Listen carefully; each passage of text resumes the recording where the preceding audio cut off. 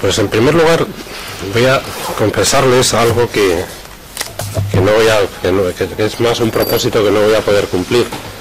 Ya desde que se ha implantado esto de los estudios Bolonia y desde que los alumnos demandáis, ¿no?, pues empleo de medios audiovisuales, pues ya me ha acabado acostumbrando al PowerPoint, algo que yo más bien lo considero, más bien, no voy a decir despreciada, ¿no?, pero algo que siempre he visto como que reduce el valor de lo que uno explica, ¿no?, porque parece como si no se viera en una pantalla las palabras, se las lleva el viento. Pues he acabado abducido por las ventajas de ese sistema, sobre todo por una razón, y es que el PowerPoint, la ficha PowerPoint, la diapositiva, disciplina mucho al que habla. Luego tiene un inconveniente, y es que ha sido el de siempre, ¿no?, que muchas veces el alumno está más pendiente de copiar la ficha PowerPoint que de escuchar. Bueno, pero como digo, nada más me tengo que disculpar porque he traído el equivocado, ¿cómo se llama esto? El lápiz equivocado. O sea, tenía la conferencia en una serie de diapositivas, pero al salir de casa esta mañana, como vengo de un viaje un poco largo, pero la semana pasada pues he estado el jueves y el viernes nada menos que en Manila, en Filipinas, donde se aplicó la Constitución de Cádiz y donde hay pues una herencia española, pues se ve que con el jet lag he fallado y he traído uno que no es. Bueno, disculpas, no voy a poder, por tanto, valerme de las fichas PowerPoint, pero sí intentaré pues disciplinarme, ser igualmente disciplinado con los temas. Si no, pues me llamáis al orden, me llaman ustedes al orden. Por supuesto, siempre es bienvenida cualquier interrupción, cualquier aclaración, y con ese espíritu pues voy a iniciar las reflexiones, ¿no?, sobre lo que he llamado el contexto, ¿no?, el contexto de la reforma. Bueno, el contexto, en primer lugar, que es un contexto teórico. Y es un contexto teórico porque aquí me parece que se ponen a prueba uno de los temas clásicos del constitucionalismo, del derecho constitucional moderno, que es el tema de la reforma. La reforma de la Constitución siempre la hemos explicado como una de las instituciones esenciales para defender la supremacía de la Constitución. Yo creo que no les descubro nada, si insisto. Por cierto, quiero hacer una pregunta. No sé, me gustaría saber si todos los que me están escuchando ahora mismo son de derecho o hay alumnos de otras, ¿no?, que no sean, bueno, por lo menos de disciplinas anexas, ¿no? Tampoco. Bueno, pues entonces, con más razón, me parece que deduzco entonces que es usted la única. No, hay más. Bueno, vale, muy bien. Pues eso es un problema muy grave, que no se oiga bien. Ahora, no sé si se puede subir el volumen de esto, porque por más que... Vale.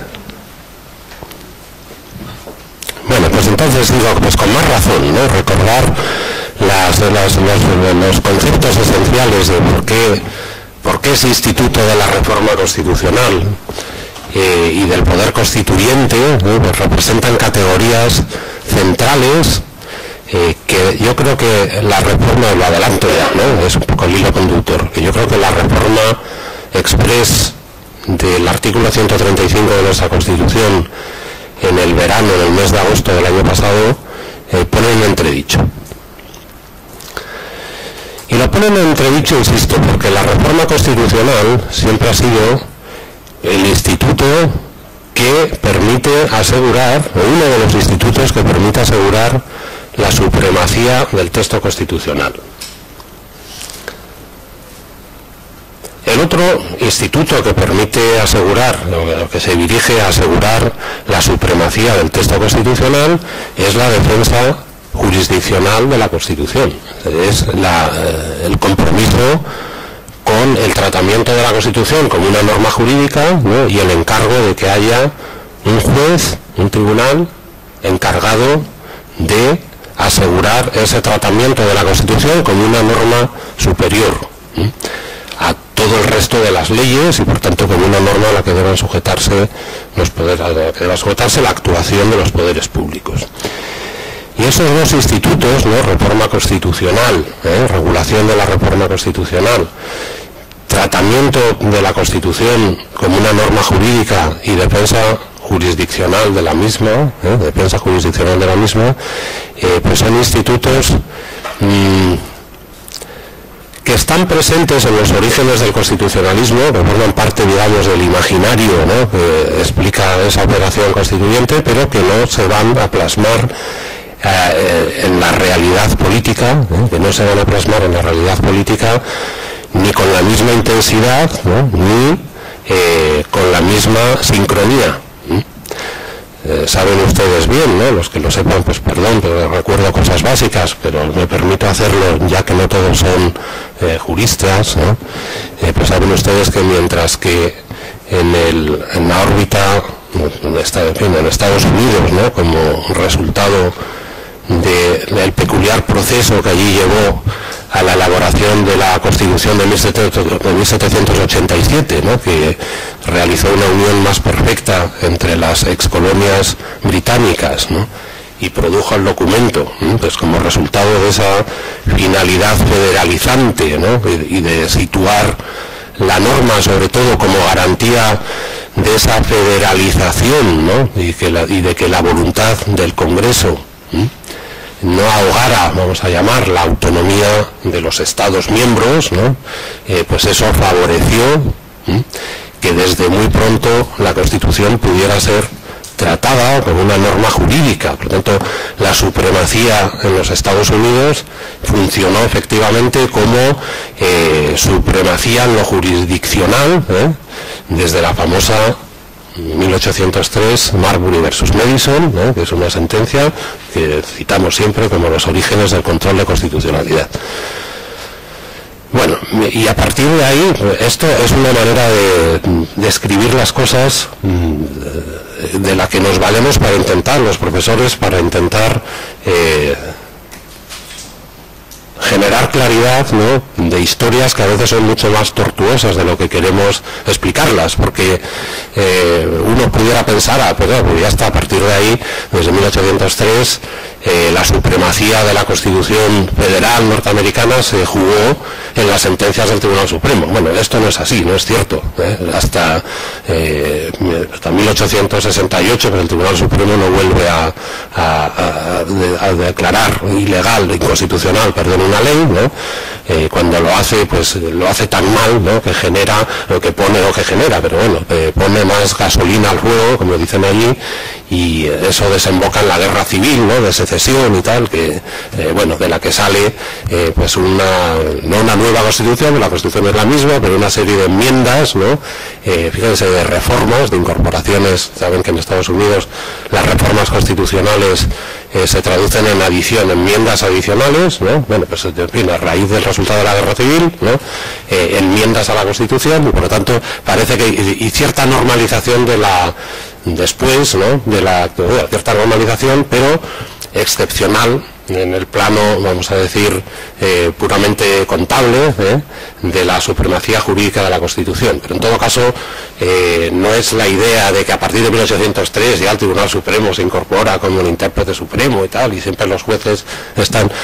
Porque además, la supremacía jurídica de la Constitución en ese modelo no es solo de los 9 old men, ¿no? Del Tribunal, ahora hay mujeres también, ¿no? Pero bueno, afortunadamente, del Tribunal Supremo, sino que es algo que se concibe insistiendo en que la Constitución es una norma, y como la Constitución es una norma, todos y cada uno de los operadores jurídicos, cualquier juez de cualquier nivel, ¿no? Pues tiene que aplicarla, esa es la idea, que se va acentuando. Y que a partir de un momento, posterior a la guerra civil, pues parece que va en paralelo a la vía de la reforma constitucional para actualizar el texto. O sea, lo que impresiona, insisto un poco en esta experiencia norteamericana, porque lo que llama la atención, sobre todo desde el punto de vista del derecho constitucional, cuando uno piensa en lo que ocurre allí, es que un texto del siglo XVIII, o sea, redactado con la mentalidad de los ilustrados dieciochescos, ¿no?, siga rigiendo el siglo XXI. O sea que para decidir si la reforma sanitaria de Obama es o no constitucional, afortunadamente parece que sí lo es, lo acaba de decir el Tribunal Supremo, lo que aplican es un texto del siglo XVIII, adaptado, pero bueno, un texto redactado, que es el mismo, ¿eh? Claro, eso, bien que es el mismo texto, el redactado, ¿no?, en términos lo suficientemente amplios como para que pueda seguir lanzando luces apaciguadoras, ¿no?, sobre los conflictos políticos. Esto es lo que impresiona. Bueno, esto es lo que impresiona, pero también no es de extrañar que como consecuencia aquí haya un poco también de ficción, ¿no?, y que esto hablo para los españoles, ¿no?, esto de que en España vemos como algo, una cosa perversa, y es que al juez supremo, al juez constitucional, se le califique de conservador o de progresista, que en España pues es casi un vicio, ¿no?, que ha acabado por comprometer, yo creo que muy justificadamente, el prestigio del Tribunal Constitucional, pues en los Estados Unidos sea algo aceptado como normal desde el primer momento. Y lo digo porque por más que a veces los juristas tendamos a olvidarlo, la interpretación de la Constitución y el derecho constitucional es también un derecho político, y no hay por qué asustarse y por qué considerar, siempre se lo digo a mis alumnos, una de las ideas que suelo repetir siempre, no hay por qué considerar que la política es el reino de las pasiones inconfesables y de las corruptelas, ¿no?, y el derecho el mundo de la justicia universal y de la justicia utópica, y de las aspiraciones incontaminadas. Esto es una manera de ver las cosas que creo que es errónea, profundamente errónea.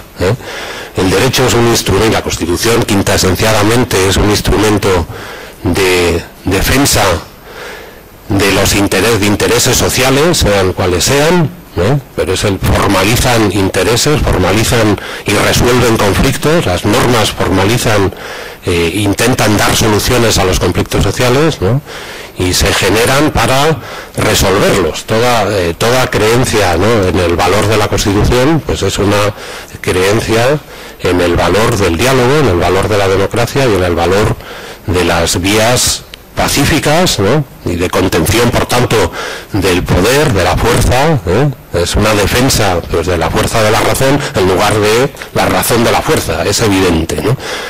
Pero no hay que asustarse no hay que asustarse, ¿cómo va a haber que asustarse de que el derecho constitucional y el derecho in genere, ¿no?, hunda sus raíces, ¿no?, en el conflicto político, y que tienda a resolverlo, Por tanto, lo que acabo de señalar respecto a lo que nos impresiona, a lo que a todos nos impresiona, contar con un texto del siglo XVIII que rige la vida política del siglo XXI, pues va acompañado de la idea de que para muchos hay que recuperar, para muchos autores hoy en el constitucionalismo, no solo norteamericano, sino para la teoría del derecho, la teoría del constitucionalismo. Que además quiero decir una cosa, la teoría del constitucionalismo tengo la impresión de que se ha convertido en la mejor teoría del derecho. Ojo, no estoy haciendo una defensa de gremio, estoy diciendo que nadie puede hoy teorizar seriamente lo que es el derecho, lo que es la justicia, prescindiendo del valor de la Constitución. Por eso los más relevantes, ¿no?, filósofos del derecho actualmente se ocupan de qué significa la Constitución y han generado ese paradigma que es el constitucionalismo o el neoconstitucionalismo. Bueno, pues una corriente influyente, ¿no?, de pensadores de lo que es el derecho constitucional, pues reivindican la defensa política de la Constitución.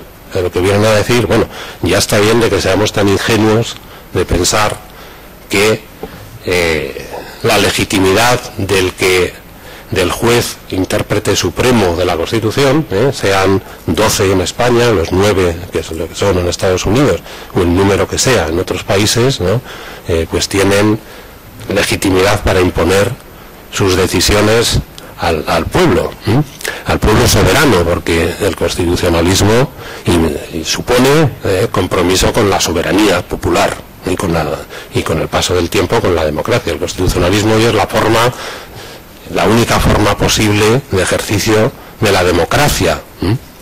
Eso es democracia constitucional. Ahora, de ahí a pensar que todo repose en que en último extremo, ¿no?, va a haber una interpretación jurídica de la Constitución que se presente como incontaminada de la política y que sirva para apaciguar los conflictos, pues media un trecho largo. Y por eso, repito, hay una vigorosa defensa, un vigoroso renacimiento de la lógica de la defensa política de la Constitución. Y la lógica de la defensa política de la Constitución es la que está detrás del filón europeo, del compromiso europeo, que es un compromiso frustrado, pero que es un compromiso con con la incorporación del poder constituyente al texto de la Constitución, mediante lo que hemos llamado siempre, que es el poder constituyente constituido, que es la capacidad de reformar la Constitución. Ahí ya no estamos en el escenario de la interpretación juridicista, por así decir, sino que estamos en el escenario de la llamada al soberano. Y la llamada al soberano en las condiciones establecidas por el texto constitucional, la llamada al pueblo soberano, cuando así proceda en las condiciones establecidas en el texto de la Constitución, es lo que permite que la Constitución no se convierta en un objeto de laboratorio, en un museo de antigüedades. Es lo que permite la adaptación de la Constitución al tiempo. Porque yo no conozco Constitución, no conozco la enciclopedia constitucional, texto que haya nacido con vocación de provisionalidad. Las constituciones no nacen con fecha de caducidad, ninguna. Y como no nacen con fecha de caducidad, nacen para regir de una vez y por todas, once and forever, como dicen los norteamericanos, la vida política, para siempre, ingenuamente, para siempre, ¿no? Y entonces hace falta prever mecanismos de adaptación, y la reforma es el mecanismo quintesenciado de adaptación de la Constitución al cambio, de adaptación de la Constitución al cambio. Y aquí empiezan a surgir ya el universo de las grandes contradicciones desde el primer momento. Ya surge una serie de problemas, ¿no?, que ya nos hacen, que me parece, ¿no?, que nos hacen pensar en las debilidades, ¿no?, en los déficits de los conceptos, ¿no?, los déficits lógicos de las categorías y de los conceptos. Cuando digo déficit lógico, pues hay un componente que parece que se escapa, ¿no?, de esas categorías que van un poco por detrás de la realidad, que intentan explicar la realidad, porque al mismo tiempo, claro, no son matemática social, ¿no?, sino que también son producto de cierta ideología.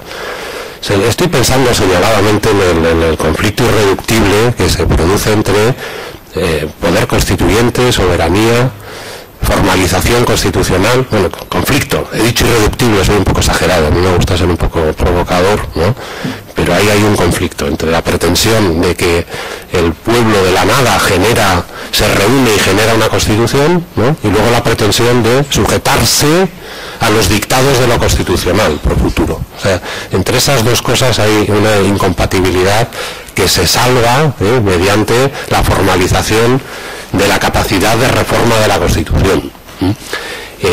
Pero que como categoría, y que, en fin, esto lo explica muy bien, pues, muchos autores, ¿no? Por ejemplo, estoy pensando en un libro de Antonio Negri, que es un filósofo político italiano, que se llama así El Poder Constituyente, y que viene a explicar, bueno, que donde hay revolución no hay constitución, donde hay constitución es difícil que haya revolución, porque es que quiero, a ver si me vas a explicar lo que en esa contradicción lógica. Yo creo que lo que se pretende captar es que el poder constituyente es un poder incondicionado, originario, sin ataduras, ¿no?, que se ejerce, ¿no?, para manifestar la voluntad, ¿no?, tras un momento de ruptura, ¿no?, para manifestar la voluntad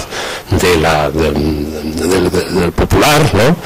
Pero claro, desde el punto y hora en que eso se formaliza, la Constitución, pues parece que comienza a mostrarse como una especie de atadura o de cortapisa, de límite a la manifestación de esa voluntad.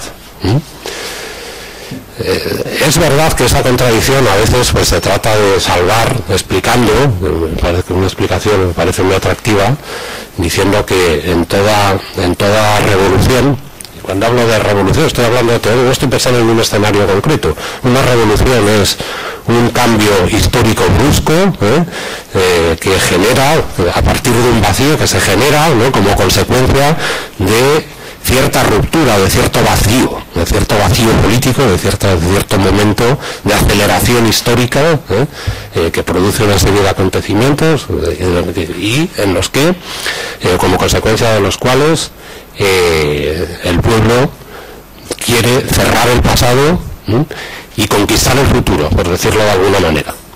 Claro, por tanto, en ese proceso revolucionario, ¿no?, de ejercicio del poder constituyente hay una parte, suele decirse, ¿no?, una parte destructora, la parte de esta pars destruens, ¿no?, del pasado, lo que no se quiere que sea, pero también hay una parte constructiva, y esa parte constructiva de conquista del futuro, ¿no?, es la Constitución, de conquistar el futuro, pero claro, sujetando, embridando ese futuro a unas reglas. Bueno, bien sé que de esa operación de cierre de la revolución, de formalización y de esa formalización en la Constitución de la reforma constitucional, pues hay cosas para ganar. Eso es lo que explican. Hay cosas que hay beneficios. De esa operación se obtienen algunos beneficios. Pero para algunos son beneficios que no superan a los inconvenientes.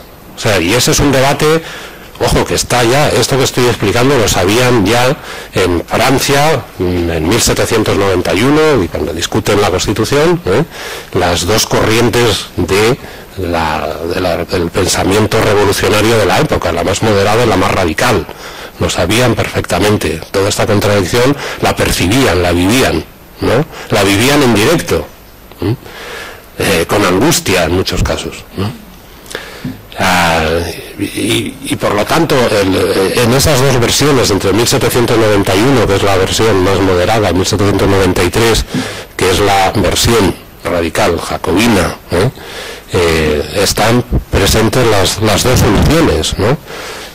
Está presente en 1793, hay esa idea de que ninguna constitución puede sujetar a las generaciones futuras, no hay, por tanto, pretensión de aplicación intemporal, ¿no?, y eterna, ¿no?, porque una constitución es el producto de la voluntad de los que la elaboran, ninguna puede vincular las futuras. Y luego está también la reafirmación de que hace falta que el pueblo apruebe, ¿no?, las leyes, ¿no? Pues es el momento ese de construir un mundo nuevo, radicalmente nuevo, lleno de utopía. Eso es lo atractivo de los procesos constituyentes. Posiblemente es que son momentos de efervescencia política, momentos de efervescencia política, pero con el compromiso de que eso se transforme, insisto, porque la efervescencia política está muy bien, pero si se mantiene indefinidamente, bueno, pues no produce nada. Quiero decir, efervescencia política con un proceso de compromiso en favor del diálogo, ¿no?, y de el acomodo de diversos puntos de vista, de diversas formas de pensamiento, para cerrar ese momento e iniciar algo nuevo. Esta es la contradicción, ¿no? Esta es la contradicción insalvable. Y ya sé, insisto, por ejemplo, las explicaciones que da un Elster, ¿no?, cuando se suele dar, ¿no?, de Ulises y las sirenas y tal, pues es decir, es que tiene que ver un poco con lo que acabo de decir, es que cómo va a estar un pueblo discutiendo permanentemente los fundamentos de las cosas. Si están discutiendo permanentemente los fundamentos de las cosas, habrá mucho debate utópico, ¿no?, pero no hay resolución, ¿no?, no se pueden resolver los problemas. La política se supone que es una ciencia práctica, o sea, uno no discute sobre política o sobre ideales por el puro placer. Bueno, los intelectuales sí, ¿no? Pero los hombres de acción, los hombres y las personas de acción, ¿no? Los políticos no discuten por el puro placer del intercambio de ideas, ¿no? Discuten porque tienen la acción, ¿no? Quieren transformar, hay que transformar, ¿no? Transformar el mundo, ¿eh? Y viene a la cabeza la frase famosa esa de, ¿no? Hasta ahora de Marx, ¿no? Hasta ahora los filósofos han discutido, ¿no? sobre las ideas, ahora se trata sobre las causas, ahora se trata de transformar, ¿no? Transformar el mundo. Bueno, pero eso es la esencia de la acción política. Y claro, por eso se puede justificar, decir, ¿no? Es que en una constitución esa rigidez, ¿no? Y la formalización de la reforma pues significa que no hay que estar replanteándose continuamente las cosas. Lo que ha quedado resuelto, ¿eh? Y eso permite que los políticos se puedan, en teoría, fíjense ustedes, ¿no? Eso permite que los políticos se puedan dedicar a resolver los problemas del día a día, pero precisamente porque las grandes cuestiones han quedado ya cerradas y resueltas en el texto constitucional. Por tanto, ¿cuál es el beneficio? Pues es el mito ese de Ulises y la sirena. Nos atamos al barco, ¿no? Para evitar sucumbir a las seducciones de los grandes debates, ¿eh? Dejémonos de los grandes debates, ¿no? Y atengámonos a cómo nos enfrentamos a los problemas del día a día. Abro ahora un paréntesis para decir, no sin cierta amargura irónica, que eso se lo han tomado tan en serio hoy, o sea, la vida política hoy se ha tomado tan en serio eso de que las grandes cuestiones ya están cerradas, ¿no? Y que lo que hay que hacer es resolver los problemas, que parece que la política no es más que una respuesta accidental, ¿no? A las circunstancias del día a día, ¿eh? O sea, la política es una respuesta donde lo que prevalece, lo que prima es el flash, ¿no? la instantánea esa de la noticia, la foto, la imagen, donde mucho me temo, que el paréntesis lo prolongo un poco, pero es que me viene a la cabeza y lo siento, lo tengo que decir, donde mucho me temo que ya no hay programas, no hay programas, no hay ideales, hay lo instantáneo, el día a día. No hay un compromiso de cumplimiento, ¿no? Porque las campañas electorales se han convertido en lo más banal, ¿no? Que uno pueda imaginar, donde prima el gesto, es el imperio de lo sociológico, el imperio del sondeo de opinión, ¿no? Pero también de lo banal, de lo fútil, por eso digo, donde parece que los grandes debates y el gran cuestionamiento, por tanto, el radicalismo de ir a la esencia de las cosas, pues ha desaparecido del paisaje político, donde todos estamos, por tanto, devorados por una especie de vorágine, ¿no? Que nos sume en la perplejidad, ¿no? Y nos sume en la desesperanza, ¿no? Por lo menos a mí particularmente, hablo con el corazón, ¿no? Nos sume en una especie de clima que no se puede, en fin, de desconfianza en todo lo que las constituciones y hasta el derecho han tenido de racionalización de unas respuestas, ¿no? Para resolver los problemas, ese componente, ¿no? Que es una manera de ver el derecho. Yo no digo que sea la única, pero esa manera de ver el derecho, de ver la Constitución, desafortunadamente no creo que hoy responda a la realidad. Bien, de manera que con esas justificaciones o con otras, ese es el sentido de la reforma. Por tanto, el sentido de la reforma, que es separar una política, digamos, unos canales, ¿no? Normales de ejercicio de la política y unos canales extraordinarios. Los canales normales para el día a día, los canales, estoy utilizando una terminología de Ackerman, ¿no? Como, en fin, no ignora cualquiera que esté un poco al corriente del pensamiento constitucional contemporáneo. Los canales de la política, los tiempos de la política, para no decirlo los canales, los tiempos de la política normal son los tiempos regidos por la Constitución, vamos a llamarla así, ordinaria.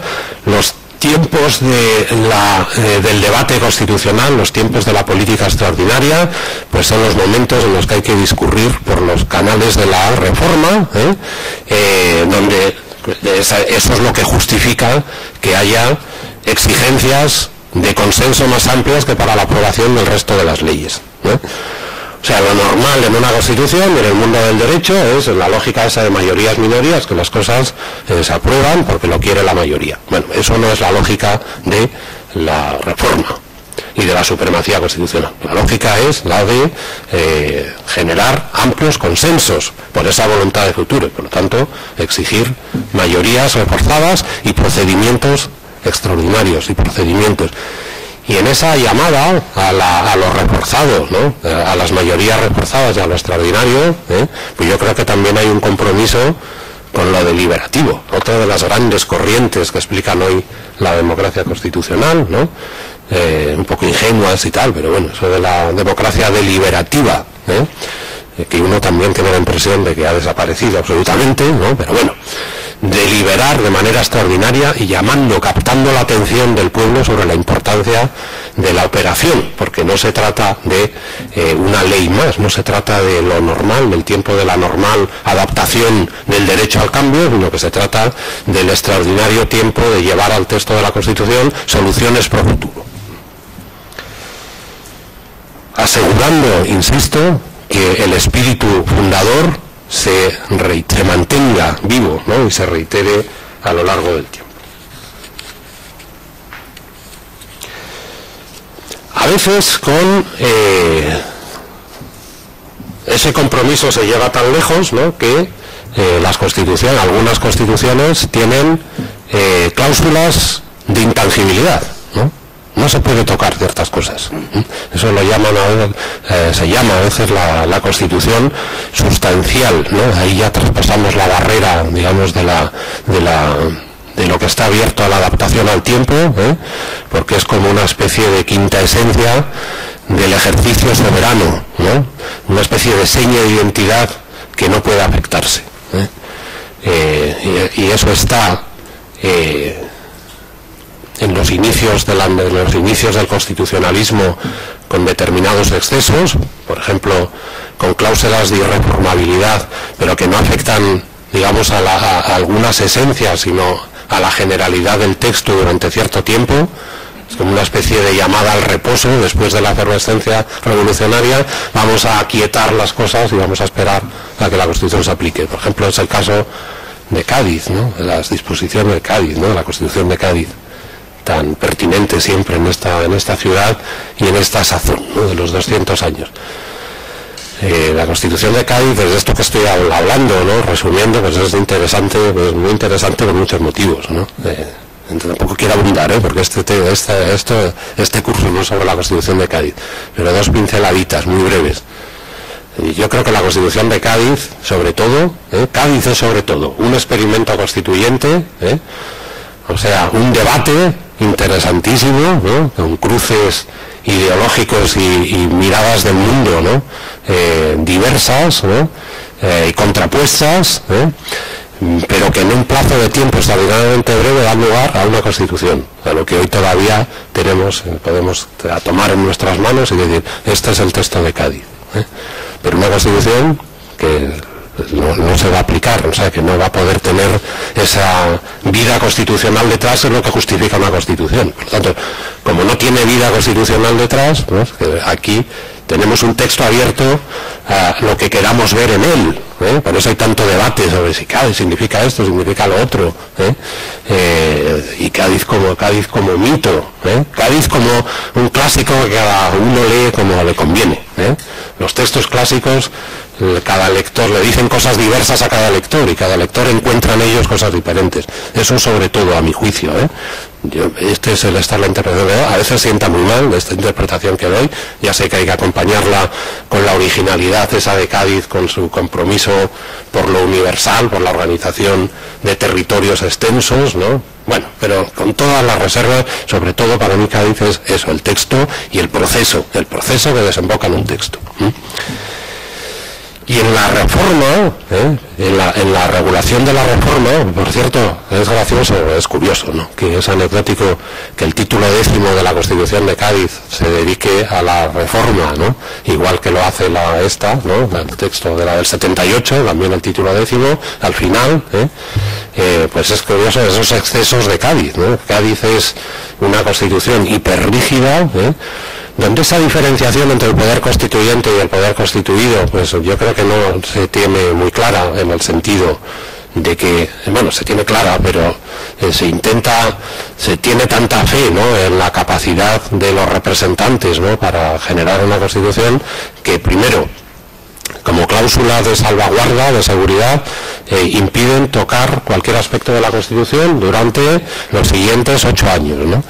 Y segundo, establecen unos trámites tan hiperrígidos, ¿no?, tan hiperformalizados, ¿no?, para la reforma de la Constitución, ¿no?, que más parece que es una especie de nueva llamada al ejercicio originario del poder constituyente. Bueno, como el laboratorio de pruebas de la realidad no lo tenemos, pues únicamente tenemos el texto, y de ese texto, insisto, me parece llamativa esa super hiper rigidez, y en segundo lugar me parece llamativamente bueno, evocador, ¿no?, ingenuo, pues esa idea que, en fin, que está presente también en muchas constituciones de la primera época, que es esa defensa política de la Constitución mediante la denuncia de infracciones, que es muy interesante. Bueno, y aquí sí que hay cierta práctica, sí que hubo cierta aplicación.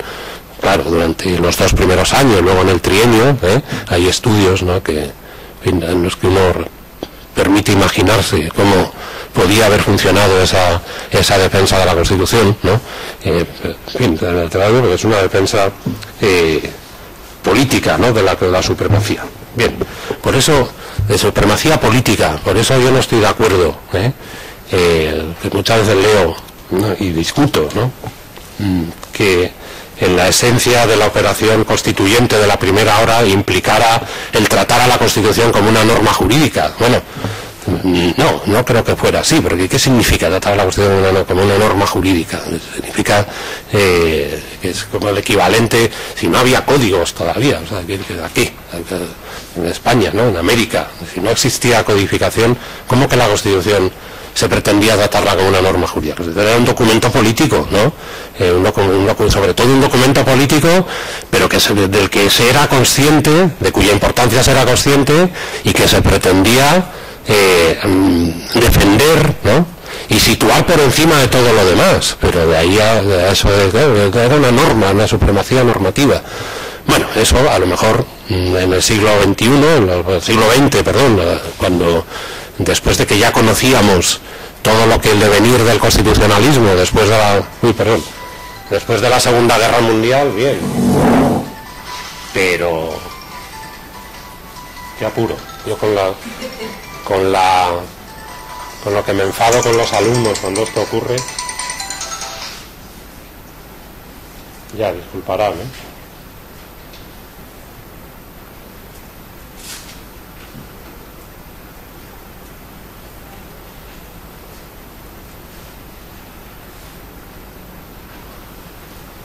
Ya está, disculpas.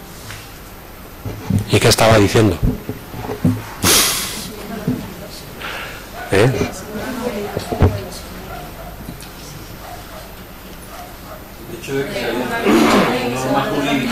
Bueno, esa es la norma jurídica. No, esto no, por eso no. Pero es norma jurídica, ¿qué significa? Norma jurídica sí, pero en fin, no está al punto de que se viera, no es un código, no es otra cosa distinta, ¿no? Bueno. Y aparte, ya cada uno ve, hablando de la reforma, ya retomo un poco el hilo. De aquí, como estamos de diversos sitios, cada uno ve la reforma según cuál haya sido la práctica de reforma del texto constitucional. En la historia constitucional española nada, una aspiración. La reforma ha sido un oscuro objeto del deseo, desde Cádiz hasta la actualidad. O sea, ¿qué tiene de extraño que estemos, ahora un acelerón, ¿no?, en el discurso? ¿Qué tiene de extraño que miremos a la reforma del año 2011 como la confirmación de que todas esas categorías son categorías desmentidas por la realidad, ¿no? y que uno tiene que tomar pues con gran usalis, ¿no? Como suele decirse, ¿no? En fin, viendo, esto responde a la realidad, ¿no? ¿Qué tiene de raro una tradición como la nuestra, donde jamás hemos sabido adaptar las constituciones? En España nunca se ha usado el instrumento de la reforma como vía de la conquista de la supremacía, ni como norma jurídica, ni como documento político, ni como nada. Nunca ha sido, la historia constitucional española es un erial. Y las disposiciones sobre la reforma de la Constitución son letra muerta. El cambio político no se produjo en España usando las vías del diálogo extraordinario y de las llamadas ocasionales al poder constituyente constituido. Se produjo por la vía de la ruptura política y de la alternancia constitucional, ruptura y alternancia con llamadas al ejercicio del poder constituyente. En la vertiente progresista, que se suele llamar progresista, con llamada a la reunión de una cámara que generara una constitución. En la vertiente moderada del constitucionalismo, que es la que impera, negando la mayor. Negar la mayor significa, no hace falta disciplinar la reforma, porque la reforma es una manifestación de ejercicio del poder constituyente en las mismas condiciones que las que explican la generación de la Constitución, y esas condiciones son que se pongan de acuerdo las Cortes y el Rey, y eso es la Constitución interna. Esa es la versión doctrinaria moderada del constitucionalismo, del devenir histórico del constitucionalismo español, donde por tanto o las disposiciones de la reforma se convierten en letra muerta porque el cambio se produce por rupturas, ¿no? O bien se convierten en algo por completo innecesario, por cuanto desde sus mismos fundamentos ideológicos y desde su misma justificación se niega la posibilidad misma de disciplinar la reforma. Todo lo que quieran las Cortes con el Rey es Constitución. Bueno, por tanto, en ese paisaje, con esos precedentes, pues lo que hay en 1978, en el título 10º, pues es un poco el resultado de todo lo que vengo diciendo. De todo, confluye todo. Confluye la conciencia del fracaso del constitucionalismo español para estabilizarse y para funcionar como un constitucionalismo de consenso duradero, y por lo tanto eso genera la glorificación del consenso como instrumento de generación de la Constitución, del texto constitucional, la glorificación del consenso. Hay la disciplina de la reforma constitucional en el título 10º, troceando el texto de la Constitución, tratando el texto de la Constitución como una especie de todo, ¿no? Que hay que compartimentar, ¿no? Y que hay que dividir en zonas más o menos abiertas a la reforma, en zonas más o menos abiertas a la reforma, y hay al mismo tiempo un compromiso con la apertura, un compromiso con la apertura constitucional tan sorprendentemente amplio, que en el artículo 10º de la Constitución parece como si a la Constitución le fuera indiferente las decisiones del poder constituyente. ¿En qué sentido?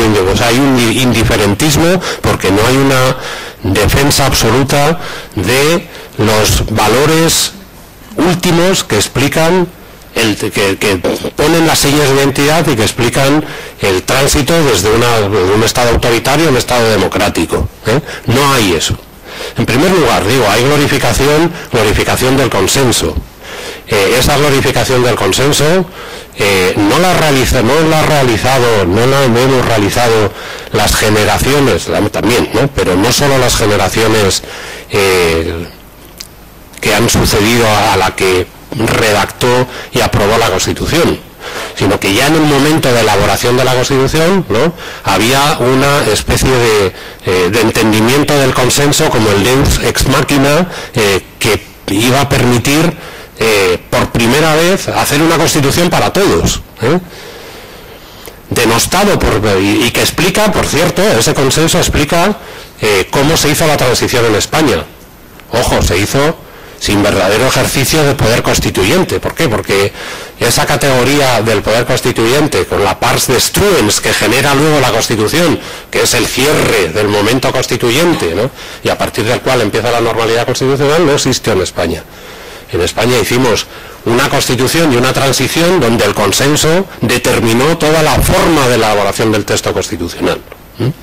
Las generaciones que no vivisteis el momento, que creo que sois la mayoría, o todos, por no decir todos, ¿no? de los que estáis aquí, pues posiblemente es difícil que entendáis, ¿no?, cómo el temor a reproducir los errores del pasado y el miedo al enfrentamiento civil, ¿no?, hizo que no hubiera verdadera ruptura y no hubiera verdadera destructora, ¿no?, verdadero cierre del pasado, sino una transición de pequeños pasos, de pequeñas reformas, para desembocar en una ruptura controlada. Tanto esas teorías del poder constituyente, la teoría del poder constituyente con sus prístinos componentes no encaja con la Constitución del 78. Bueno, no encaja en el modo, y luego no encaja tampoco, en fin, las teorías de los consensos tampoco encajan exactamente, ¿no?, en la idea de que el consenso, esto es más determinante de la actualidad.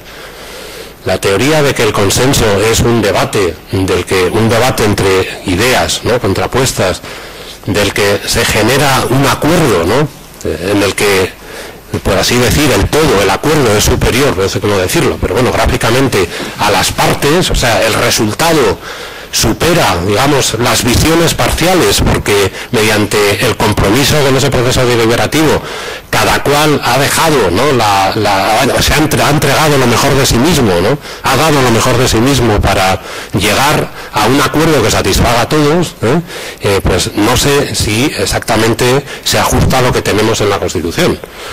¿Por qué? Pues porque en la Constitución hay un abuso de lo que se llama, eso que Carl Schmitt llamó los compromisos dilatorios. El compromiso dilatorio es aplazar lo irreductible a un momento futuro, ¿no?, y simplemente hacer que el consenso opere por agregación, no por decantación, ¿no?, y generación de un acuerdo, sino por agregación de puntos de vista diversos, ¿no?, con una redacción, ¿no?, final deliberadamente ambigua y una llamada por futuro para que el diálogo se mantenga, ¿no?, y se intente llegar a un acuerdo. Bueno, esos compromisos dilatorios pues están presentes, ¿no?, a lo largo y ancho del texto constitucional, pero sobre todo están presentes en un aspecto que ha sido cardinal, ¿no?, en la suerte de nuestra Constitución, que es en materia de organización territorial, donde no se decide nada, ¿no?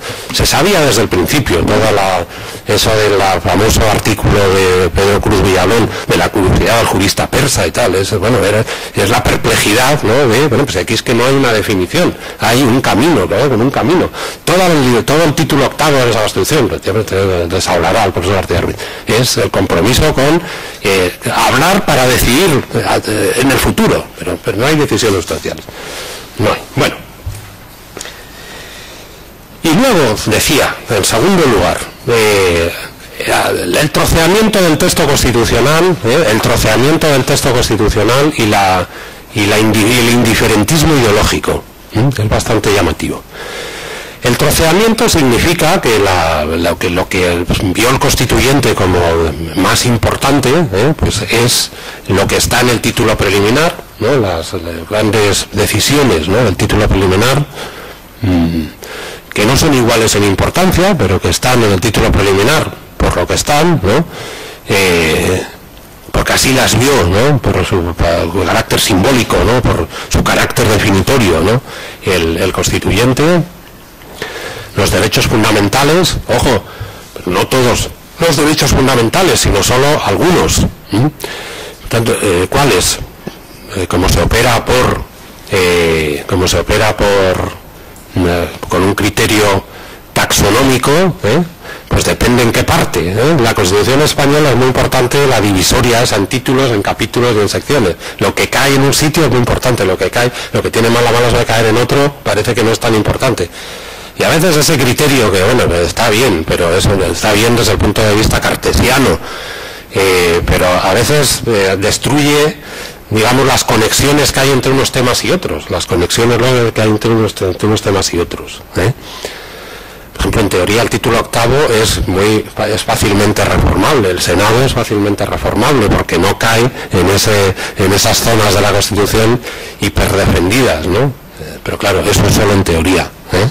Por ejemplo, eso de que la Constitución salva solo algunos derechos fundamentales, ¿no? Pues significa también, desde el punto de vista de la teoría del derecho, que la Constitución toma en serio, ciertamente es así, ¿no? Toma en serio más unos derechos en detrimento de otros. Pero claro, eso desafía, en la actual coyuntura, sobre todo, desafía la idea de que hay algunos pobres, entre comillas, derechos sociales, hablará el profesor Ruiz Rico, ¿no? Que para unos son los pobres derechos sociales, son los derechos de los pobres, ¿no? Bueno, pues esos derechos sociales, ¿no? Parece que la Constitución ha abandonado absolutamente a su suerte. Ahí está en el capítulo 3, que ni siquiera los llama así, los llama principios rectores. Pero ojo, habiendo rescatado de esa categoría tradicional algunas cosas, por ejemplo, el derecho a la educación, afortunadamente, que sí está, lo cual destruye un poco esto de derechos fundamentales, derechos sociales. Bueno, ¿qué son hoy derechos sociales? ¿Cuáles son los derechos importantes, no? ¿Qué es más importante? Tener garantizada ¿qué es más importante? ¿Tener garantizada la asistencia sanitaria, el derecho a la salud, el derecho a la vivienda, o tener garantizado el derecho de petición? Yo creo que no hay duda, ¿no? Nadie creo que, mire, yo a mí que me abandone, a mí que me atienda en el hospital y que viva debajo de un puente, pero que tenga garantizado el derecho de petición. Bueno, es una broma, ¿no? No, es más importante lo otro, claro, Aunque me pueden decir, es que el derecho de petición es lo que me garantiza que voy a poder exigir que no me va a abandonar el poder a mi suerte, ¿no? Que voy a tener asistencia, no voy a vivir con un puente. Bueno, ya sé que hay una relación, pero bueno, lo dejo ahí. Bueno, ya, y luego el título preliminar y luego la corona, el título segundo, que sí está hiperprotegido, Bueno, lo miran un poco con escepticismo, pero eso tiene que ver con la peculiar forma en la que hicimos la transición y con la constitución sustancial. La corona era el engarce entre el pasado y el futuro, entre el pasado que había que cerrar y el futuro que había que conquistar. Y la corona era el órgano garante de que esa operación de tránsito discurriera por cauces pacíficos, sin nuevos enfrentamientos, sin resucitar los fantasmas del guerra civilismo que lastran nuestra historia. Hiperformalización que, bueno, no quiero aburrir, sobre todo como no todos son aquí juristas, por fortuna, pues no quiero aburrir, pero bueno, que se traducen en dos cosas. En la parte hiperdefendida, por así decir, es necesario el referéndum, es necesario el referéndum, y es necesario, esto me parece importante, tiene que haber una intervención directa del poder constituyente constituido, tiene que aprobar, el pueblo tiene que aprobar la reforma. Insisto, en el título preliminar, en los derechos fundamentales de la sección primera del capítulo segundo, y en la corona, y en el título segundo de la corona. Uno, hay referéndum, y segundo, muy importante, hay una visión de la reforma que implica que se pronuncien sobre la misma al menos 2 legislaturas. O sea, la idea, que creo que está muy interesante, está en la Constitución, es que por lo menos durante un espacio de varios años, ¿no? Por el espacio de el tiempo que media de 2 legislaturas, pero insisto, de varios años, se discuta sobre la razón de ser de la reforma, que no pase desapercibida, que la reforma no pase desapercibida. Inmediatamente añado, no fue el caso de la reforma del año 2011 ni la del año 92, que son las únicas 2 reformas que ha habido en España donde se han planificado para que pasen desapercibidas. O sea, la planificación de la reforma ha sido en el mes de agosto, qué casualidad, donde entramos todos en una especie de narcotización, de idiotización colectiva, uno solo piensa en... No, es verdad, pero todo se paraliza. Aquí también hay una especie de construcción, porque es verdad que esto de lo de irse de vacaciones se ha convertido en un lujo, ¿no? Pero parece que, claro, como la presencia, digamos, de la construcción mediática de la realidad está la gente de vacaciones en la playa y tal, bueno, está el que puede. Los que vivimos en sitio de playa tenemos la suerte de que no necesitamos invertir mucho dinero a irnos a la playa, ¿no? Pero bueno, y luego en un escenario en España con 5 millones, ya cerca de 6 millones de parados, pues es un poco de chiste eso de las vacaciones de qué, ¿no? Pero bueno, me disculparán, esto invoco la informalidad del curso de verano para salirme un poco del discurso. Entonces, no solo la reforma se ha planificado, las dos, la del año 92, Maastricht, para que pudieran votar ser elegidos los ciudadanos de la Unión Europea, no solo votar, sino también ser elegidos en el artículo 13, y la del año 2011, para satisfacer el acoso, ¿no?, de los mercados, ¿no?, y tomar las decisiones, ¿no?, a las que espero referirme enseguida, ¿no?, pues se planificaron, uno, para que pasaran desapercibidas, y segundo, y más importante, esto que acabo de decir, de que se pronuncien 2 legislaturas y tal, ¿no?, sobre la reforma, que es verdad que la Constitución reserva solo para algunas partes de la Constitución, viene desmentido en la única experiencia, pues fueron reformas express, hiper rápidas. Nunca nada se hizo tan rápido como para el artículo 13 y el 135, pero además aquí quiero añadir algo. Yo siempre había explicado, esto lo confieso, siempre había explicado la hiperrigidez de nuestra Constitución, y esta idea de que se mantenga el debate a lo largo de meses, siempre lo había explicado convencido de que es lo que se buscaba en el título 10º, disolución, que aprueben por mayoría de 2/3 en la parte hiperrígida la iniciativa de la reforma, disolver las cámaras, convocar elecciones y que las nuevas cámaras vuelvan a aprobar el texto por 2/3 y referéndum obligatorio, Siempre lo había explicado diciendo, claro, es lógico que el tema estrella del debate electoral entre la disolución de las cámaras y la elección de las nuevas sea la reforma constitucional.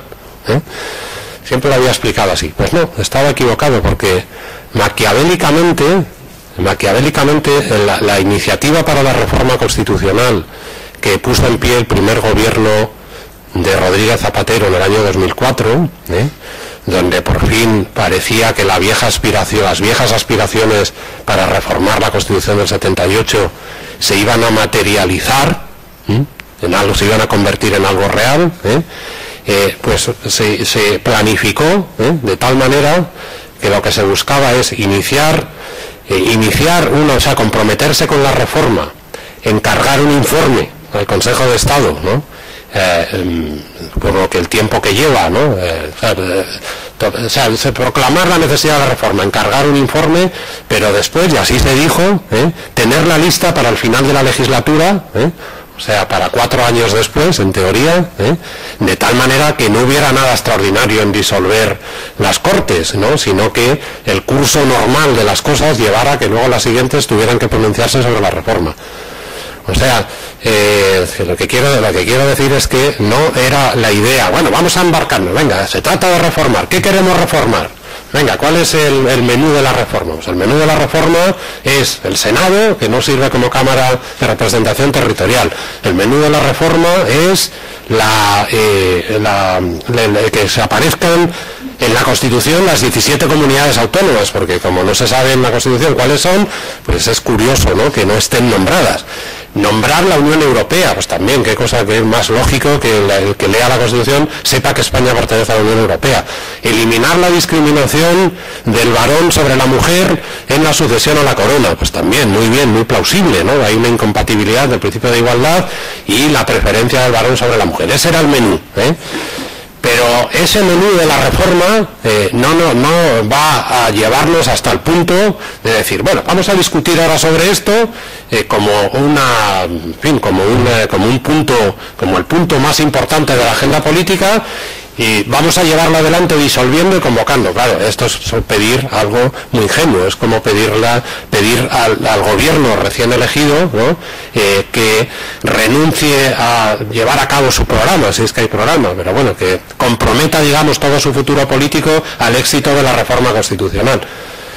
No es lo que está en consonancia con los tiempos, por lo tanto se programó para que hubiera con el final tal. ¿Qué es lo que ocurrió? Curiosamente, lo que ocurrió es que con la remisión al informe del Consejo de Estado y la desaparición de la reforma de la agenda política del día a día, el ciudadano se olvidó de la reforma constitucional.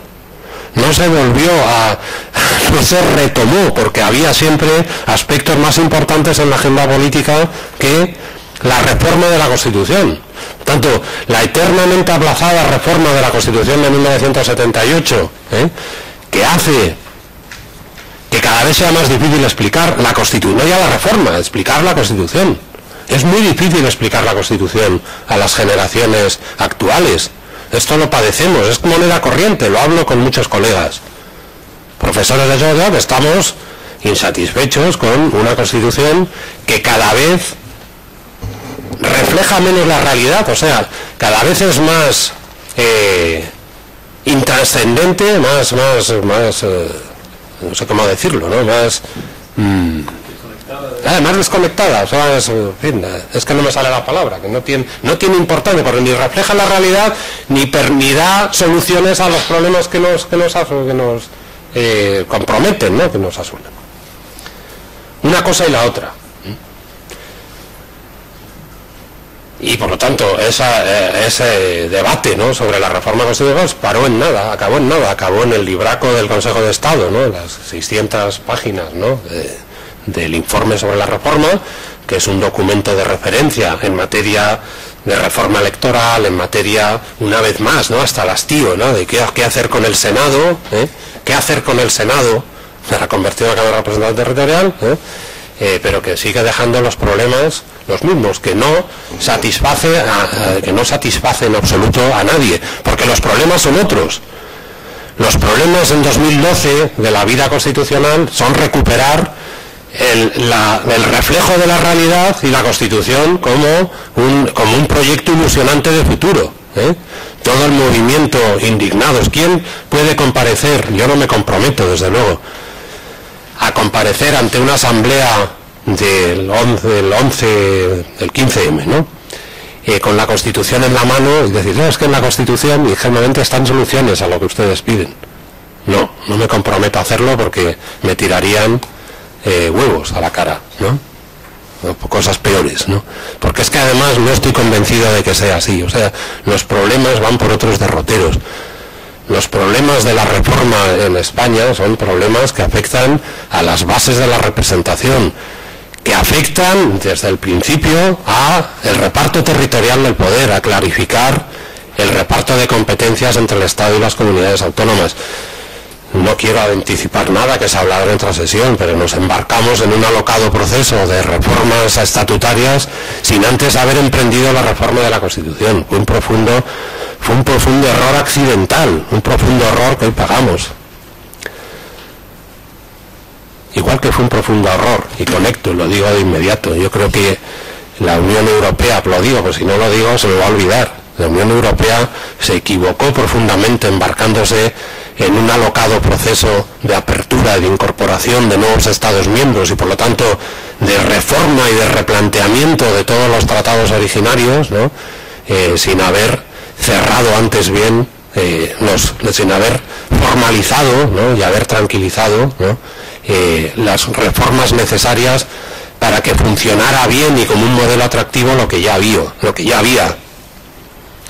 O sea, el tránsito desde la Europa 15 a Europa 29 pues se hizo de una manera accidental, sin el suficiente reposo. Ya sé que había que dar esperanzas a los países, ¿no?, que habían transitado desde sistemas autoritarios, ¿no?, a sistemas democráticos, y que eran acreedores también al recibimiento europeo, a que Europa les recibiera igual que nos recibió a los españoles, a los griegos y a los portugueses cuando accedimos a la democracia en los años 70 del pasado siglo.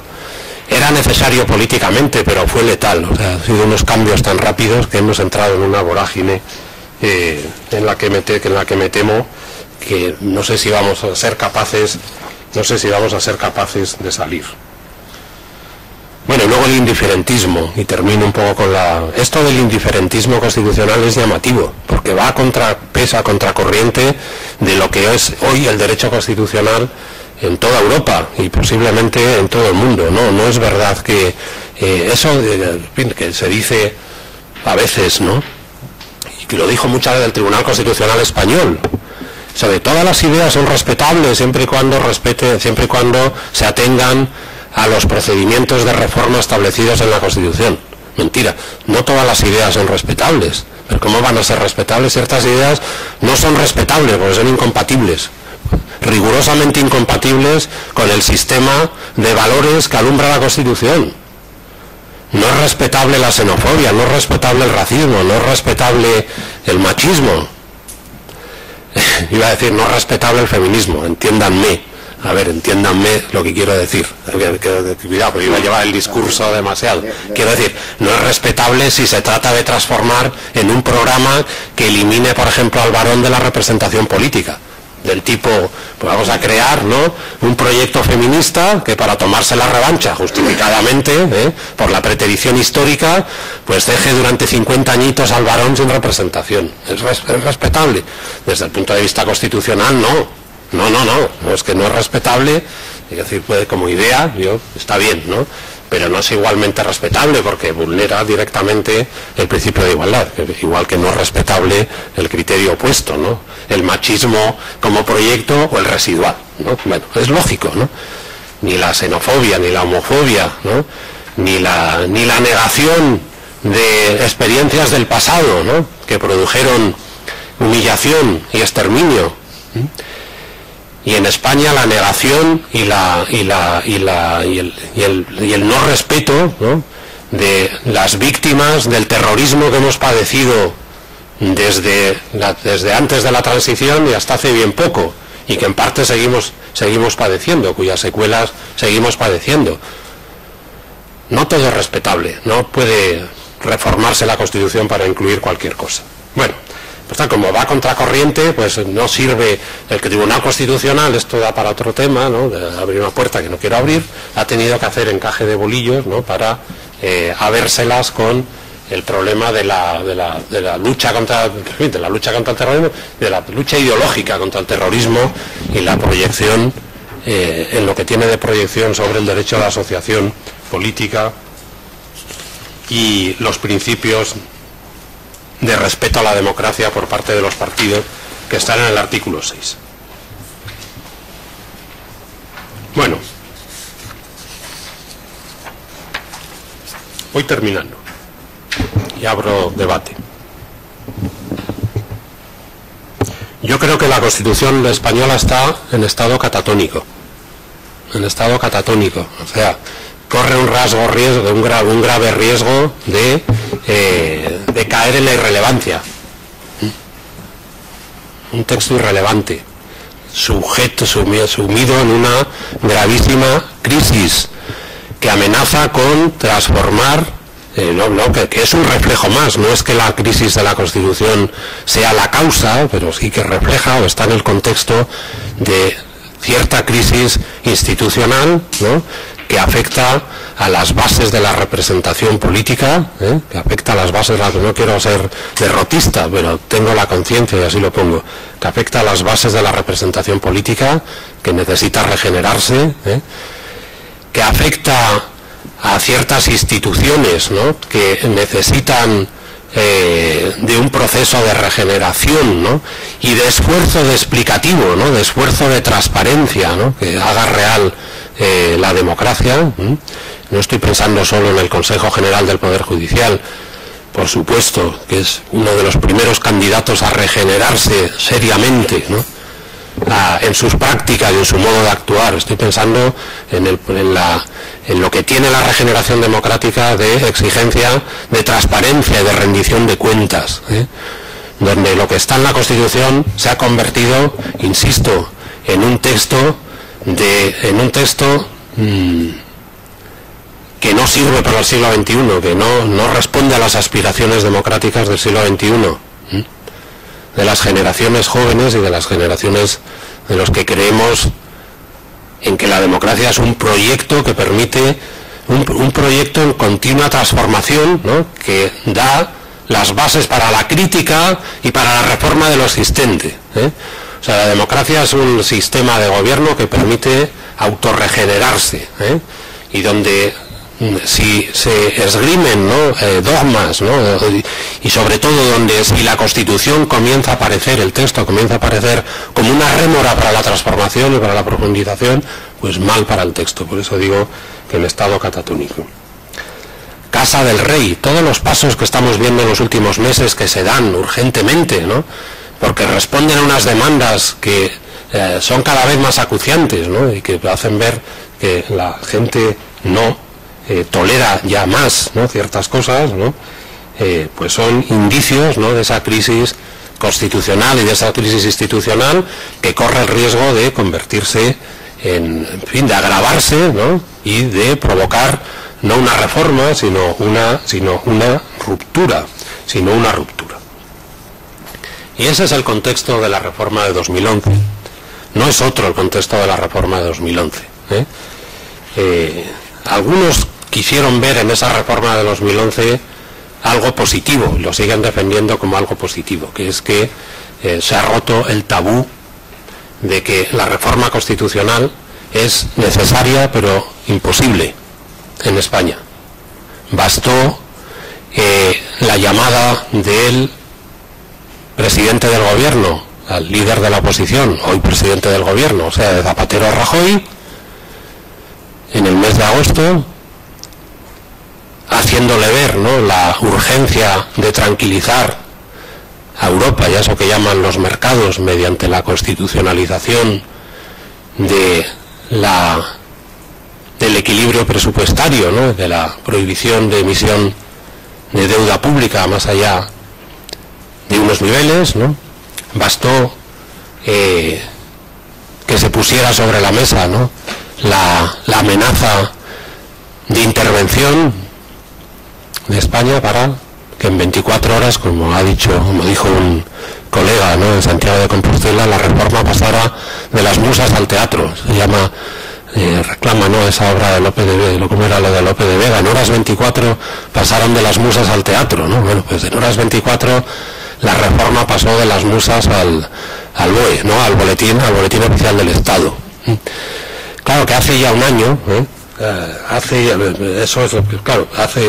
un año, y yo no sé si el balance, ¿no?, de este nuevo artículo 135 de la Constitución en los meses transcurridos podemos decir que haya sido positivo. No creo que nadie pueda decir que haya sido positivo. Yo creo que lo más suave que puede decirse del nuevo artículo 135 es que es irrelevante, ha sido irrelevante, absolutamente irrelevante, porque no ha tranquilizado a los mercados, ¿no?, porque además, aunque está en consonancia con la tendencia alemana, italiana, ¿no?, y con la presión para constitucionalizar, ¿no?, las reglas de la buena gobernanza económica, ¿no?, que se imponen desde Europa, ¿no?, porque además ya en la esencia de la reforma estaba aplazar sus más importantes decisiones hasta el año 2020, por lo tanto ese nuevo artículo 135 es una especie de brindis al sol, ¿no?, ¿no?, donde prevalece la imagen sobre la realidad. El artículo 135 es una expresión de esa modernidad líquida,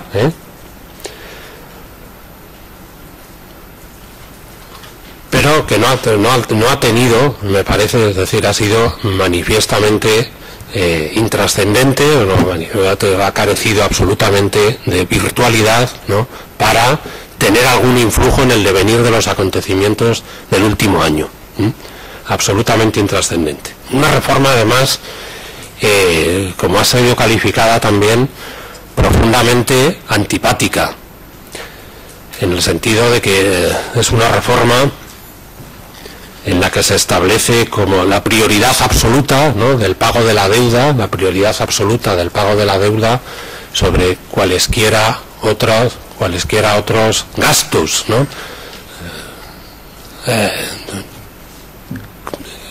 con esa finalidad de tranquilizar a nuestros acreedores, ¿no?, de lanzar un mensaje de tranquilidad a los acreedores, diciéndoles: ustedes van a poder cobrar, no se preocupen, en cualquier caso van a cobrar, y van a cobrar con carácter preferente. Tranquilización que parece que no ha sido que no ha sido bastante. Por lo tanto, eso explica, ¿no?, que sigamos viviendo, ¿no?, con el sobresalto, del día a día, hayamos perdido, por tanto, en esa especie de sacralización de la estabilidad presupuestaria, ¿no?,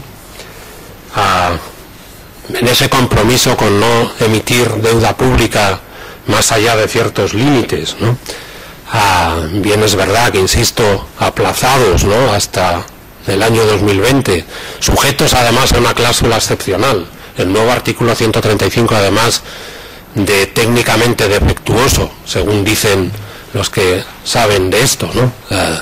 Es profundamente farragoso, ¿no?, porque incluye además una especie de apertura a la no aplicación de las disposiciones, ¿no?, en momentos de recesión económica o por causas excepcionales que apreciará la mayoría del Congreso de los Diputados, cláusula que la Ley de Desarrollo, que es la Ley Orgánica del 135, que preveía el artículo, que es la Ley Orgánica 2/2012, de 1 de abril, si no recuerdo mal, tampoco ha despejado. Por lo tanto, hemos incorporado una serie de disposiciones, ¿no?, de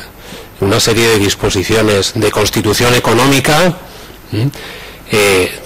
que están sirviendo, que no están sirviendo para nada, pero que dejan en la Constitución el reflejo de una situación, ¿no?, donde parece que se han puesto, parece que todas las esencias, ¿no?, digamos, del Estado, o muchas de las esencias de los valores del Estado social y democrático de derecho, pues tiemblan y se tambalean, ¿no? En nombre de la salvaguarda de los derechos sociales, pues se recortan derechos sociales, ¿no? En nombre del crecimiento económico, parece que es el debate, ¿no?, de estos días, de este fin de semana, o sea, vivimos el día a día, en nombre del futuro crecimiento y por lo tanto de la reafirmación de los consensos que explican el texto constitucional, ¿no?, pues nos empujan a unas políticas de contención del gasto, que parece que es el nuevo mantra, ¿no?, el nuevo mantra, contener el gasto, para iniciar, una vez contenido el gasto, poder iniciar pro futuro el crecimiento económico y poder, por tanto, profundizar, bueno, poder seguir adelante con las bondades, ¿no?, del estado del bienestar.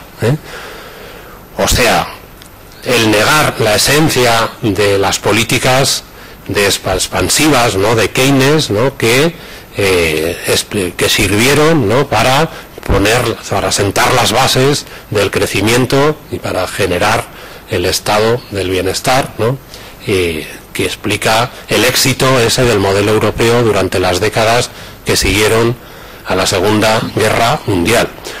Todo ese escenario, toda esa receta, ¿no?, donde se pone en cuestión las políticas de inversión pública, ¿no?, para regenerar la economía, todo ese embridamiento, ¿no?, de la posibilidad de emitir deuda pública para poner coto a lo que llaman el déficit estructural, ¿no?, y el compromiso con la estabilidad presupuestaria, que no es equilibrio, que no es exactamente equilibrio presupuestario, porque en todo este discurso del que yo hablo y, en fin, en cuyas profundidades, pues confieso que no me siento cómodo, porque hay aspectos que se me escapan, y lo digo sinceramente, pero tengo la intuición que la lógica esa del ama de casa, ¿no?, de decir, aquí no se puede gastar más que el sueldo, más de lo que se ingresa, no se puede gastar más, si ingresas 100, puedes gastar 100, pero no 110.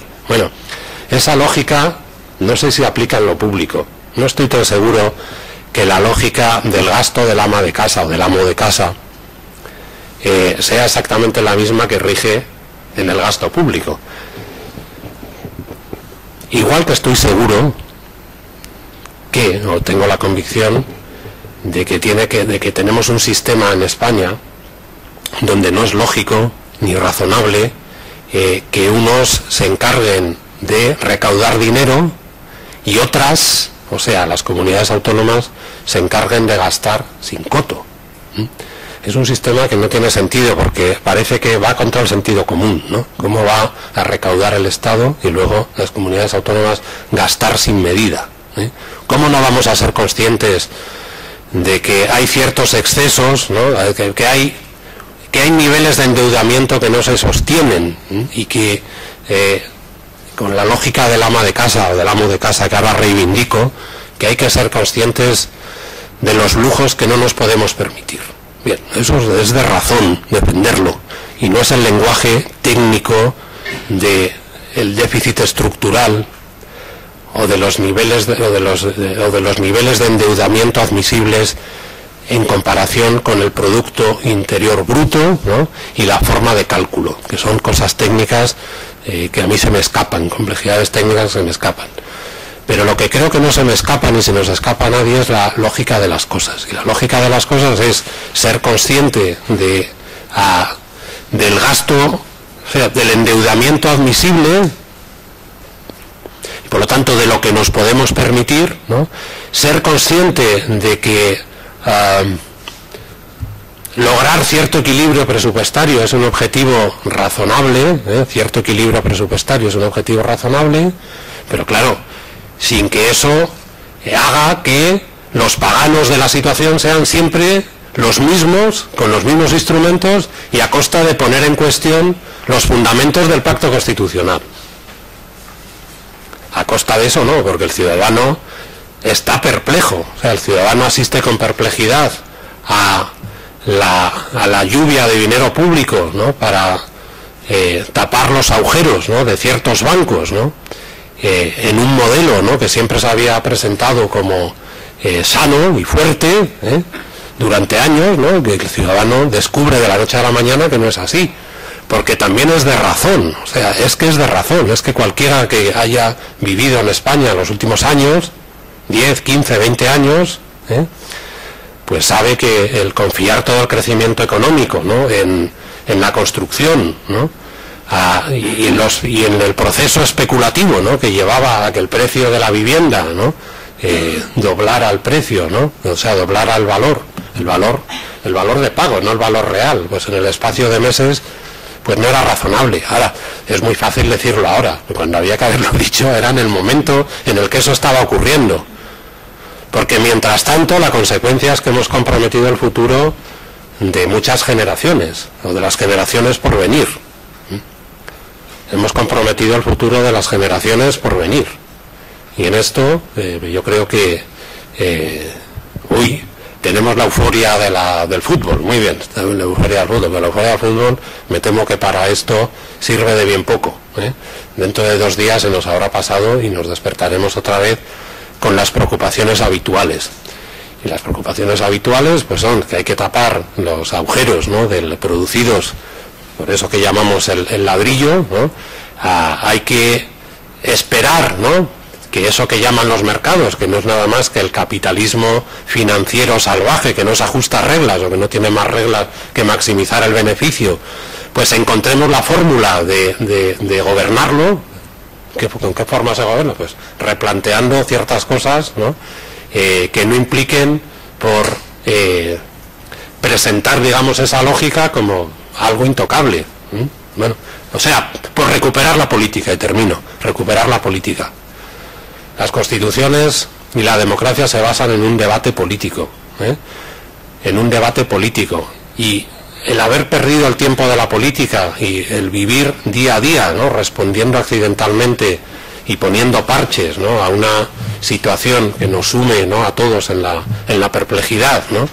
Que lleva a los gobiernos a que no puedan garantizar nada pro futuro porque no saben a qué atenerse, y donde cada promesa que hacen se ven desmentida a los pocos días, ¿no? No subiré los impuestos, no afectaré el IVA, ¿no? Bien, todo al contrario de lo que está ocurriendo, no tocaré el derecho a la salud, ¿no? Bueno, todo lo contrario de lo que sucede en el día a día, pues no creo que favorezca nada, ¿no? La causa del Estado constitucional y de la democracia.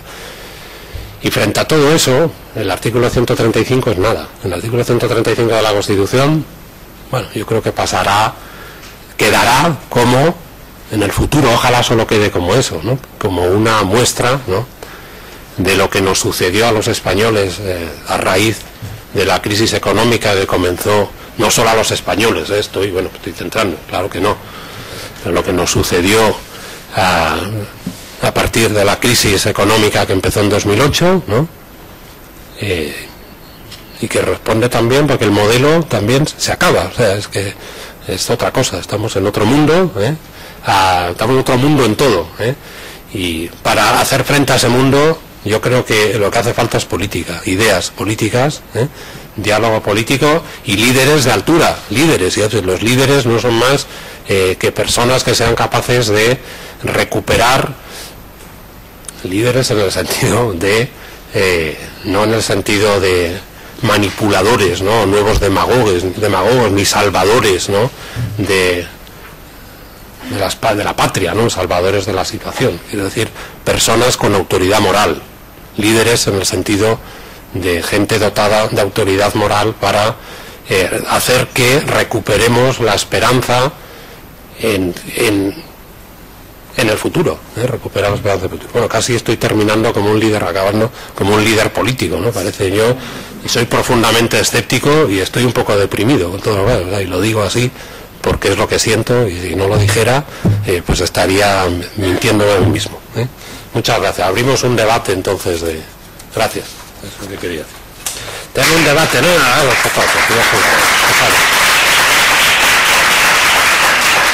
Bueno, vamos a hacer un tiempo de debate y vamos a tomar un café antes de las preguntas, o en fin, como queráis, si queréis, si no, esto es el comienzo nada más del curso, ¿no? Que ¿hay alguna observación o queréis decir algo?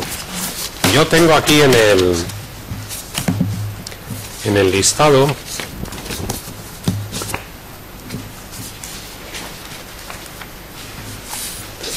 que ahora no encuentro. No sé si figura la procedencia, pero en todo caso me gustaría oíros a los que, sobre todo, bueno, a todos, ¿no? Pero a los que venís de fuera, ¿cómo lo veis esto, no? ¿Cómo veis esta? Si alguien quiere decir algo, ¿no? ¿Cómo veis?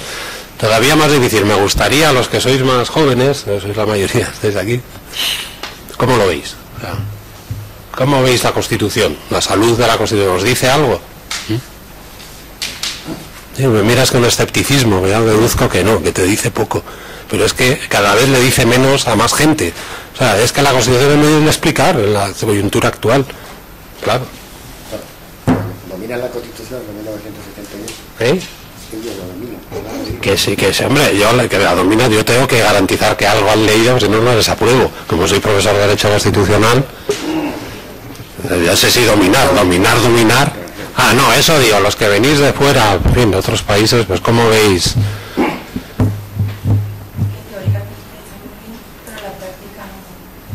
Dice la Constitución, ¿no? Tú no vienes de fuera, vienes de Cádiz, ¿no? O eres de aquí, ¿no? No, es que teóricamente ya no está muy bien. No, teóricamente no está muy bien la Constitución, teóricamente está muy mal, está fatal. Yo no veo que teóricamente esté muy bien, ni explico que esté muy bien. Porque es un texto que no tiene, o sea, que es que no tiene alma del siglo XXI, no tiene, es como una especie de elefantes, ¿no?, del siglo XIX que han pervivido ahí, ¿no?, y que ya es muy difícil entusiasmarse con ellos, ¿no?, con toda la prohibición del mandato imperativo. Los partidos tienen que ser democráticos en su funcionamiento interno. Bueno, claro, eso está muy bien, pero no, con decir que tienen que ser democráticos en su funcionamiento interno no basta, ¿no? No basta con prohibir el mandato imperativo. No basta con decir que hay un tribunal de cuentas, por ejemplo, bueno, tribunal de cuentas, pero si no se rinden cuentas, ¿no?, de la financiación, no hay eso, no hay un compromiso con la transparencia tampoco, ¿no? Por favor.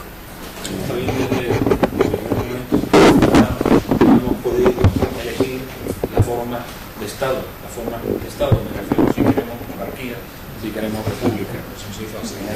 Hay un desfase total. Yo quería, al hilo de lo que dice este señor, en lo que usted ha llamado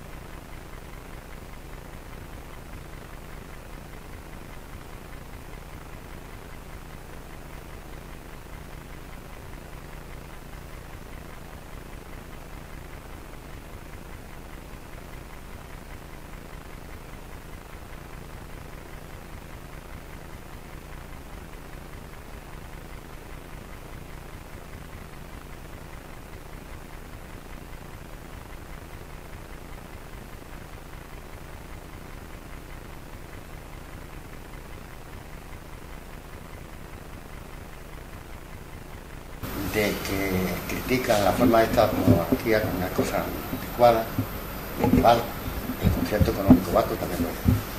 Y eso es un privilegio que yo creo que no cabe en un Estado de Derecho. Y por tanto, si se hace un referéndum para una cosa, se podría hacer un referéndum para otro. Y luego el Estado de las autonomías. Hay mucha gente que está disconforme totalmente, no por el Estado de las autonomías, sino cómo funcionan aquí las autonomías. Eso también yo creo que sería materia de un referéndum. Hay 3 o 4 cosas fundamentales, ¿no? Nada más. Bueno, más bien, ¿no? Lo que quería decir, ¿no?, es que hicimos una transición en la que no pudimos pronunciarnos sobre el modelo ese de Estado, porque la corona parecía como el garante, ¿no?, de la transición pacífica desde la dictadura a la democracia, ¿no? Bueno, de tal manera la corona, y en fin, se mantiene, es una institución por naturaleza frágil, ¿no?, que se mantiene si el carisma de quien la ejerce, en fin, se mantiene y se acentúa, si no se desmorona, ¿no? Bueno, en ese aspecto pues es evidente, ¿no?